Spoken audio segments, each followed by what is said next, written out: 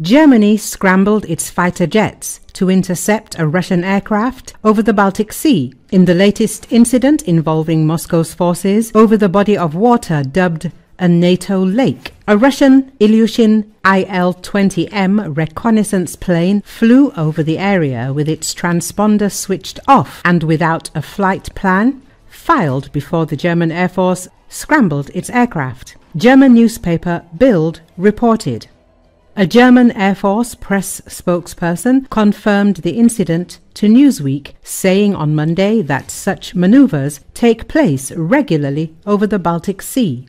NATO members have reported in the region a spike in incidents of Russian belligerence, of which Friday's is the latest. Since the accession of Sweden and Finland to the alliance, the Baltic Sea is called a NATO Lake and given the location within it of the Russian enclave of Kaliningrad, an area of strategic military significance as tensions with Moscow continue to increase. The Russian Il-20M took off from Kaliningrad with its transponder switched off and without a flight plan filed Friday. Bild reported. It was heading toward international airspace near Poland and Germany, but was detected by NATO radar, which alerted Germany's military. The Bundeswehr, which scrambled 2 Eurofighter jets from Lag Air Base near Rostock. The Eurofighter jets established visual contact with the Russian plane about 60 miles from the German coast before changing course north 25 miles from the island of Usedom, thus remaining in international airspace. The German Eurofighters returned to base just after 2 hours in an incident that comes only 2 weeks after British fighter jets based in Poland intercepted 2 Russian reconnaissance aircraft. The German Air Force press spokesperson confirmed to Newsweek that the incident took place as reported in Bild and that such maneuvers have taken place regularly over the Baltic Sea since before the beginning of the war in Ukraine. Also this month, fighter jets from Lithuania conducting NATO's air policing mission in the Baltic region were scrambled 3 times within a week to identify and escort Russian Sukhoi Su-30SM aircraft violating flight regulations. In May, NATO jets were scrambled 4 times to identify and escort Russian aircraft violating flight rules in the Baltic, and it was reported that Polish fighter jets intercepted a Russian Su-24 bomber in international airspace over the region. A German Air Force spokesperson told Newsweek, "The German Air Force is always ready for action and is well prepared for incidents of this kind."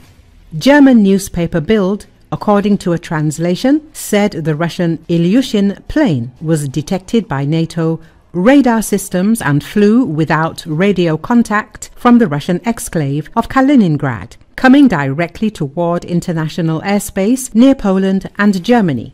Russia is likely to continue with hybrid activities in Europe and in the Baltic region, according to armed conflict location and event data, which analyzes conflict trends.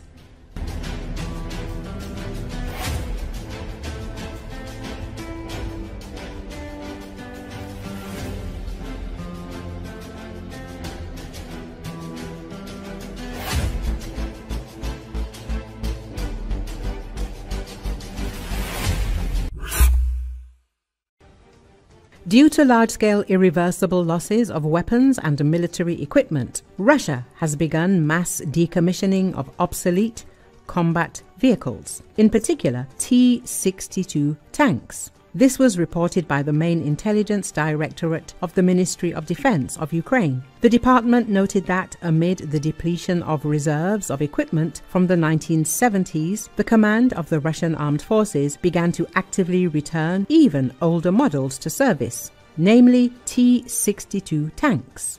The restoration of these vehicles is taking place mainly at the 103rd Armored Repair Plant located in the town of Atamanovka, Trans-Baikal territory. The supply of T-62 tanks to the combat zone is carried out mainly from the warehouses of the Eastern Military District, the intelligence service said.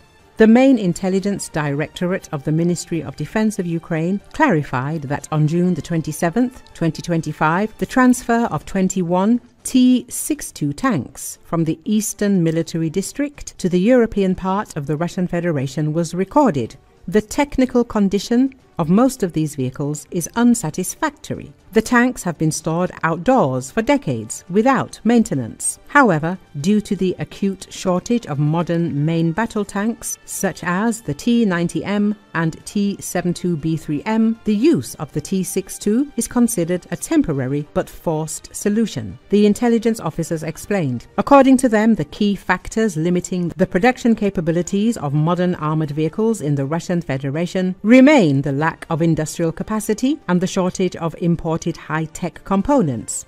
In practice, T-62s are used not only as active combat units but also as stationary firing points to strengthen defensive positions. The main intelligence directorate of the Ministry of Defense of Ukraine added, "So the Kremlin cannot ignore the colossal and irreparable losses in the war against Ukraine. Against this background, Russia is increasingly resorting to the mass decommissioning of obsolete combat vehicles. The technical condition of most of these vehicles is unsatisfactory. The tanks have been stored in the open air for decades without maintenance. However, due to the acute shortage of modern main battle tanks, such as the T-90M and T-72B3M, the use of the T-62 is considered a temporary but forced solution."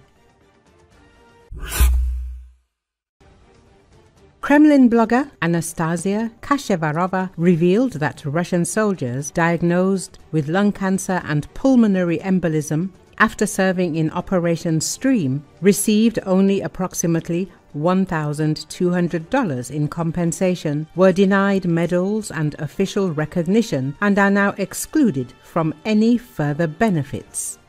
Operation Stream, also called Operation Pipe, was a March 8th, 2025 military raid in which Russian special forces for several days crawled through the disused gas pipeline to attack Ukrainian positions from the rear during the Kursk counter-offensive, forcing a Ukrainian retreat near Sudza, Kursk region. According to Kashevarova, participants in the operation began suffering severe respiratory ailments, yet in Kursk hospitals they were told they had only acute bronchitis of moderate severity. 100,000 rubles, or approximately $1,200 compensation for lung cancer, and no medals. And for some, this pseudo-bronchitis progressed to lung cancer, pulmonary embolism. She wrote in her Telegram channel, adding that every soldier who entered the pipeline suffered lung damage and that some died underground. Kashevarova further criticized the Defense Ministry's refusal to classify these conditions as military injuries or serious combat wounds, a stance that strips veterans and their families of compensation or social benefits. Even relatives of the deceased, she said, cannot claim payments because official records list lung cancer, pulmonary embolism or acute bronchitis rather than combat trauma. She blamed the General Staff of the Russian Armed Forces for shirking responsibility, accusing them of behaving undignifiedly by effectively denying "we didn't send them there" and leaving veterans to fight for recognition on their own. Recall, Russian leadership does not recognize this disease as serious or a military injury, and therefore does not award soldiers with compensation. Also, none of the soldiers who tried to enter Suja through the pipe were awarded awards. What is this for? Why did you approve the pipe? Why did they sacrifice? What are you doing? Who is against awards and payments for Potok fighters in the General Staff? Maybe they are ready to set a personal example and spend at least a couple of days in a gas pipe? The propagandist wrote angrily. It is worth recalling that in March 2025, the Russians attempted to penetrate Sudza through the Urengoy-Pomary-Uzhgorod gas pipeline into the city's territory and attack the positions of the Ukrainian armed forces in the Kursk region. Russian propagandists call this Operation Stream. According to Ukrainian data, Most of the Russian military were destroyed as a result of this operation.